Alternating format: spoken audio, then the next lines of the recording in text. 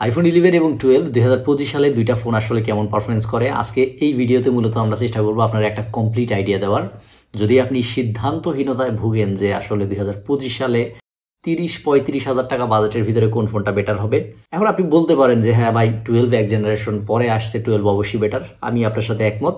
যদি সংক্ষেপে অ্যান্সার চান তাইলে 12ই বেটার। শেষ ভিডিও।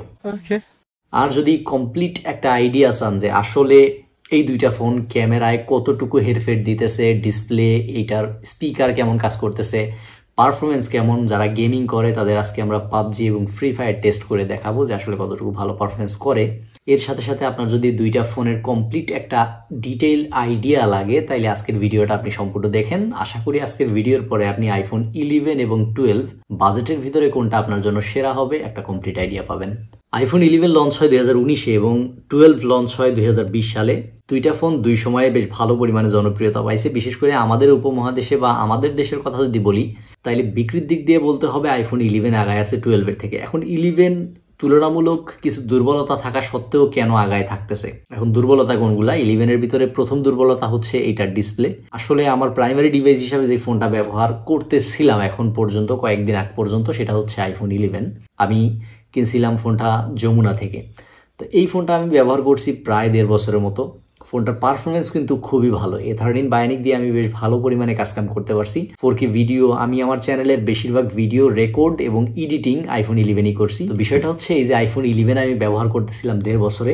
এই 1.5 বছরে কিন্তু এইটার অনেক জিনিসই আমার কাছে মনে হয়েছে যে আমার জন্য গুড ইনাফ। যেমন ক্যামেরা, পেছনের ক্যামেরা, মেইন ক্যামেরাটা আসলে দুর্দান্ত, এতে কোনো সন্দেহ নেই। 11-এর থেকে 12 বেটার। আমরা ক্যামেরা স্যাম্পল দেখবো একটু পরে, আপনি একটা আইডিয়া পাবেন। তারপরেও ডিসপ্লের বিষয়টা আমার বলতে হয় 11-এর ক্ষেত্রে। 11-এ যে দুর্বলতাগুলো নিয়ে আমি বলতেছিলাম, সবচেয়ে বড় হচ্ছে আমার দেখা ডিসপ্লে। 720p রেজুলেশনে 6.1 ইঞ্চির একটা ডিসপ্লে, মানে এটা চলে না এখন আর। এবং 12-এ আপনি একটা বেটার প্রসেসরও পাবেন। এখানে হচ্ছে A14 বায়োনিক আছে, আমরা জানি 20% মতন একটা স্পিডও এক্সট্রা আপনারা দিবে। বাকি গেমিং পারফরমেন্সও আমরা এই বিষয়টা টের পাবো। তো আমরা মূলত এখন এটার ক্যামেরা স্যাম্পলগুলো দেখি যে আইফোন 11 এবং 12 2025 সালে ভিডিও এবং ফটো কেমন দিচ্ছে। আইফোন 11 এবং আইফোন 12 দুইটাতে আমরা রেকর্ড করতেছি আলট্রাওয়াইড ক্যামেরায়। আলট্রাওয়াইড 120 ডিগ্রি পর্যন্ত এরিয়া নিতে পারে, যেটা বেশ ভালো বিষয়। এবং সর্বোচ্চ যে কোয়ালিটি এটা হচ্ছে 4K 60। এখন আমরা জানি 4K 60 দিয়ে রেকর্ড হচ্ছে। দুইটাই আশা করি ভালো একটা কোয়ালিটি দিবে। তবে 11-এর ডিটেইল কম, আমি বহুত আগে থেকে আপনাদের বলছি। 12 থেকে এটা অনেকটাই ব্যালেন্স করা হয়েছিল। তো তারপরে আমার মনে হয় যে যে তফাৎটা আসবে এটা খুব বেশি না। আইফোন XR, XS এবং XS ম্যাক্স থেকে যে ফোনগুলো সামনের দিকে আপগ্রেড করছে অ্যাপেল, প্রত্যেকটাতে আসলে ভিডিও কোয়ালিটিতে ভালো উন্নতি আনা হয়েছে। তো এখানে যে আলট্রাওয়াইড লেন্সটা আছে দুইটাতে, আইফোন 11 এবং আইফোন 12 দুইটাতে আসলে কেমন ভিডিও কোয়ালিটি আসে 2025 সালে, আমার মনে হয় একটা ভালো আইডিয়া পাইছে। দুইটা ফোনই আমরা রেকর্ড করতেছি 4K 60 FPS এ সর্বোচ্চ রেজুলেশনে সামনের ক্যামেরায়। এইখানে আসলে কোয়ালিটি কেমন আপনি বোঝার চেষ্টা করেন। লাইট কন্ডিশন, ডিফারেন্ট টাইপের লাইটে আমরা গেলে ডিফারেন্ট রকমের একটা ভাইব আসে।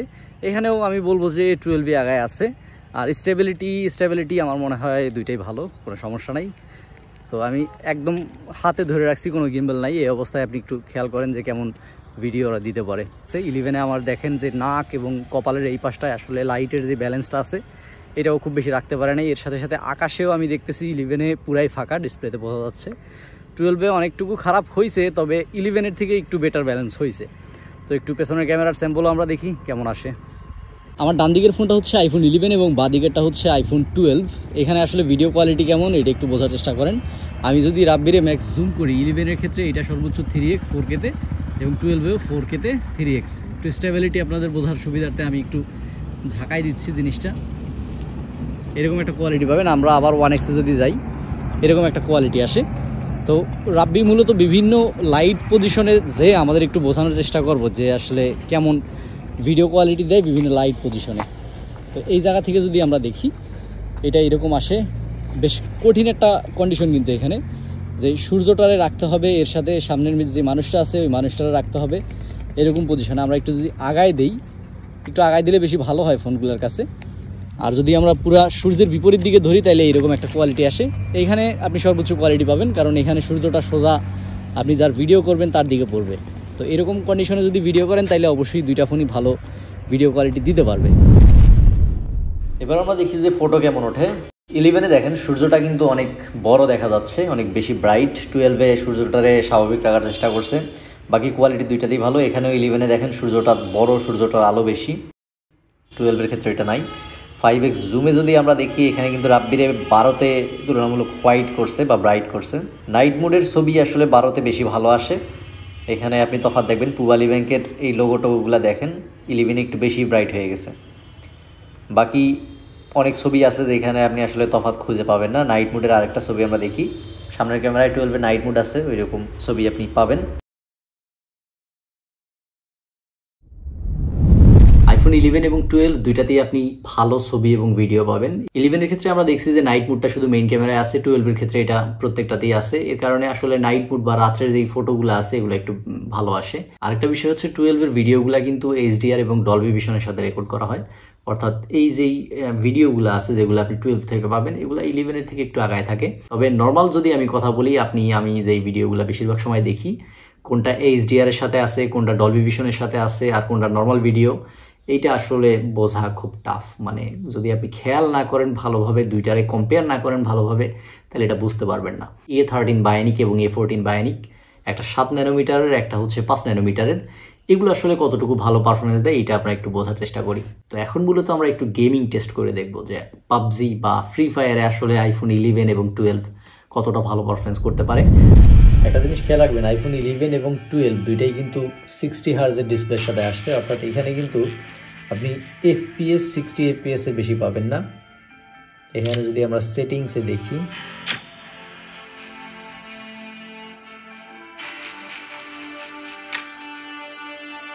এখানে আপনি চাইলে smooth, balance, HD, HDR, ultra এবং এক্সট্রিমে দিয়ে এখানে একটু সতর্কতা দিয়ে দিচ্ছে। The current graphics and frame rate settings may cause your device heat হইতে পারে, এটা স্বাভাবিক বিষয়, এবং ফ্রেম ড্রপ করবে, এবং এর পাশাপাশি আমরা জানি ব্রাইটনেস ড্রপ করে। যদি গরমে আপনি খেলেন তাহলে এই বিষয়টা বেশি ফিল করবেন।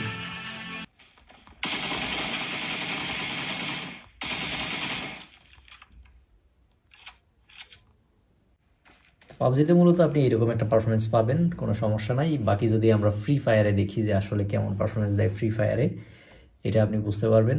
আমরা আইফোন 12-এ রেকর্ড করতেছি।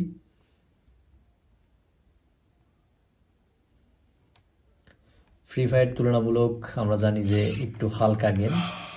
এখানে সেটিংস থেকে যদি আমরা দেখি, তাহলে আপনি এটা সর্বোচ্চ ম্যাক্স করতে পারবেন। এখানে ওয়ার্নিং দিচ্ছে যে এটা হিট হইতে পারে, সর্বোচ্চ ম্যাক্স করতে পারবেন। এবং এই যে এখানে হাই রেস, এটা হাই শ্যাডো, এটা অন করতে পারেন। FPS এটাও চাইলে আপনি হাই করতে পারেন। এখানে একটু ওয়ার্নিং দিচ্ছে। তো এই অবস্থায় যদি আমরা ম্যাচ খেলি তাহলে কেমন আসে।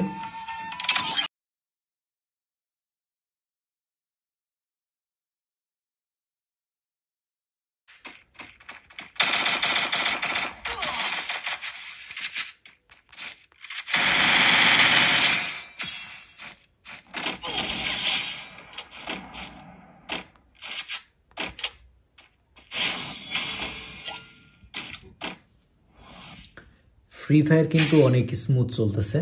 তো যদি আপনি ফ্রি ফায়ারও খেলেন তাইলেও এখান থেকে একটা ভালো পারফরমেন্স পাবেন। আইফোন 11-এও কিন্তু আপনি পাবজিতে একই টাইপের গ্রাফিক্স পাবেন। তারপর আমরা দেখাই দিই, আমরা গ্রাফিক্সে যদি যাই তাহলে এখানে আপনি খেয়াল করেন, এখানে আপনি এইচডিআর, এইচডি, ব্যালেন্স, স্মুথ, আমরা এইচডিআর এর সর্বোচ্চ এক্সট্রিমে দিয়ে খেলতে পারবো। এখানে আলট্রা এইচডিআর এবং এক্সট্রিম এইচডিআর যে দুটো অপশন আছে এগুলো কিন্তু সিলেক্ট হচ্ছে না। তো এইচডিআর এ এক্সট্রিম পর্যন্ত দিয়ে আপনি সর্বোচ্চ খেলা করতে পারবেন, এবং এইটা কিন্তু বেশ ভালো হবে, কোনো সমস্যা নাই। FPS 55, 58, 60 ফ্রেমের আশেপাশে এখানে হবে। আমি এখানে আপনাদের একটু গেম খেলেও দেখাই দিই।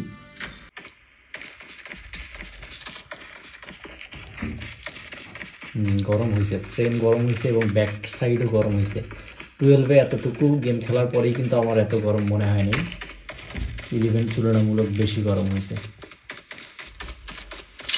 আচ্ছা, আমরা যদি এবার এটার ফ্রি ফায়ারের আসলে পারফরমেন্স বোঝার চেষ্টা করি যে আসলে ফ্রি ফায়ারে আমরা এখান থেকে যদি ডিসপ্লেতে যাই এবং ম্যাপ, আপনি ম্যাক্সে দিয়ে হাই এফপিএস করে আরামসে খেলতে পারে।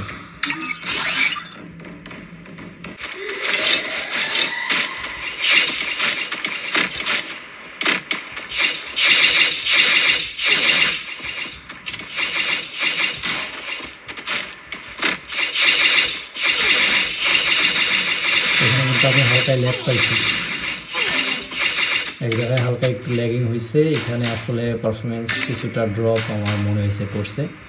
11-এর ক্ষেত্রে এটা দেখছি, 12-এ কিন্তু এটা দেখি নেই, তবে এইটা খুবই সামান্য, দুই একটা ফ্রেম ড্রপ করার মতন বিষয়। এই যে এখানে আরেকবার আমার মনে হলো যে ফ্রেমে সমস্যা হচ্ছে, এবং এই কথা চলা অবস্থায়, গেমিং চলা অবস্থায় ফোন ভালো পরিমাণে হিট হয়ে গেছে। 12-এর ক্ষেত্রে কিন্তু এই হিটিংটা আমি দেখি নাই, কিন্তু 11-এ এটা হইল। দুইটা ফোনে স্টেরিও স্পিকার আছে, দুইটাই বেশ ভালো একটা সাউন্ড, ব্যালেন্স একটা সাউন্ড দেয়, কোনো সমস্যা নাই, দুইটাই ভালো। এখানে আসলে আমি কোনো মার্ক দিতে চাই না, দুইটাই আসলে সন্তুষ্ট রাখবে আপনারা। অনেকেই চিন্তা করে যে আমি যদি একটা 85% বা 90% ব্যাটারি হেলথের একটা 11 বা 12 নেই, আসলে ব্যাটারি ব্যাকআপ কেমন আসবে। এটা আসলে বলতে গেলে আমরা একটু এমএএইচটা আগে উল্লেখ করি। আইফোন 11-এ ব্যবহার করা হয়েছে 3110 এমএএইচ এর ব্যাটারি, এবং 12-এ ব্যবহার করা হয়েছে 2815 এমএএইচ এর ব্যাটারি। 11-এ কিন্তু ব্যাটারি এমএএইচটা বেশি। এখন 11-এ এমএএইচ বেশি বলে যে ব্যাটারি ব্যাকআপ বেশি দিচ্ছে, বিষয়টা এরকম না। আইফোন 11 এবং 12 দুইটাই কিন্তু প্রায় সমান পরিমাণে ব্যাটারি ব্যাকআপ দেয়। যদিও 12-এর এমএএইচ কম, তবে 12-এর অ্যাডভান্টেজ হচ্ছে যে এইটার যে ডিসপ্লেটা আছে, এটা একটা ওলেড ডিসপ্লে। ফলে আমরা জানি ওলেড ডিসপ্লে বা সুপার অ্যামোলেড ডিসপ্লেতে অতিরিক্ত পিক্সেলের ব্যবহার হয় না, ব্ল্যাক যে পিক্সেলগুলো আছে এগুলো ব্ল্যাকই থাকে, ফলে পাওয়ার এখানে খুব বেশি লাগে না। এর সাথে সাথে একটা পাওয়ার এফিসিয়েন্ট চিপ আছে 5 ন্যানোমিটার হওয়ার কারণে এও কিন্তু পাওয়ার সেভ করে। এই দুইটা ব্যাটারি দিয়ে আপনি 15 ওয়াট ওয়্যারলেস সিস্টেমে চার্জ করতে পারবেন। 12-এর একটা এক্সট্রা অ্যাডভান্টেজ এখানে আছে, সেটা হচ্ছে ম্যাক্সেভ সাপোর্ট করে, যেটা 11-এ আসলে সম্ভব না। যদি ম্যাক্সেভে চার্জ করেন তাহলে কিন্তু 12 আপনার একটা ভালো ইউজার এক্সপিরিয়েন্স দিবে চার্জিং এর ক্ষেত্রে। আর বাকি নর্মাল যেই আমরা জানি যে 25-30 ওয়াটের চার্জার ব্যবহার করা যায়, এগুলো করতে পারেন। আমি নিজে একটা 33 ওয়াটের চার্জার ব্যবহার করি, এবং এই চার্জারটা কিন্তু অ্যাপেলের অরিজিনাল চার্জার না। আপনি একটা চেষ্টা করবেন যে ভালো ব্র্যান্ডের যে কোনো চার্জার হোক, এটা দিয়ে চার্জ করার। আর হিটিংয়ের সমস্যাটা যদি আপনি খুব বেশি না করেন, হিট যদি খুব বেশি ফোন না করেন, তাইলে দেখা যায় যে ব্যাটারি হেলথও কিন্তু খুব বেশি ড্রপ করে না। আইফোন 11 কিনতে গেলে কিন্তু আপনার বাজেট রাখতে হবে 28 থেকে 30 হাজার টাকা, এবং 12-এর ক্ষেত্রে এটা 35 থেকে 37 হাজার টাকা। আমি বেস ভেরিয়েন্টের কথা বলতেছি, যদিও ব্যাটারি হেলথ কন্ডিশনের উপরে প্রাইসটা বিভিন্ন হইতে পারে। এখানে আপনি বেটার ভিডিও পাবেন, 5G প্রযুক্তি পাবেন, ম্যাক্সেভের সাপোর্ট পাবেন। এর সাথে সাথে এটার যে A14 বায়োনিক চিপটা আছে, এইটা একটু বেশি আপনারে আসলে সুযোগ সুবিধা দিবে, বা রেগুলার লাইফে কাজ কারবারে একটু স্মুথ এক্সপিরিয়েন্স দিবে। A13 বায়োনিকের কোনো সমস্যা নাই, এও আগামী 2-3 বছর আরামসে আমার মনে হয় যে পারফরমেন্স দিতে পারবে। আপনি যদি নেন সন্তুষ্ট থাকবেন, কোনো সমস্যা নেই। বাকি আপনার বাজেট কেমন সেটার উপরে বিষয়টা নির্ভর করে। অ্যাপেলের একটা বিষয় আপনি সবসময় মনে রাখবেন যে এক জেনারেশন থেকে আরেক জেনারেশনে যখন যাবেন, তখন ওইটা থেকে কিছুটা আপগ্রেড এখানে পাবেন। তফাৎটা এইরকম না।